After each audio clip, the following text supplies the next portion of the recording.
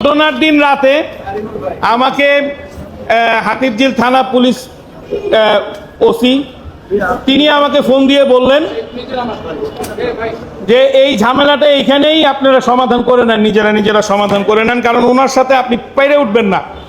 ওনার অনেক ক্ষমতা, অনেক পাওয়ার।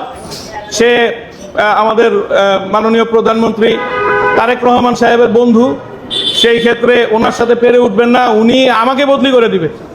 তো এই রকম ভয় পাওয়া লোক দিয়ে এরকম একটা এলাকা চলতে পারে না। আমি দুঃখের সাথে বলতে চাই, আমি এমন একজন পুলিশ অফিসারের অপসারণ চাই। আপনারা এই বিষয়টি সরকারের কাছে তুলে ধরবেন। একদম সাহসী, নিষ্ঠাবান এবং কর্মঠ একজন পুলিশ অফিসার যেন একটা থানার ওসি হয়। যে কেউ দলীয়ভাবে দলীয় ক্ষমতা বহন করে একটা থানার ওসি যেন না হয়।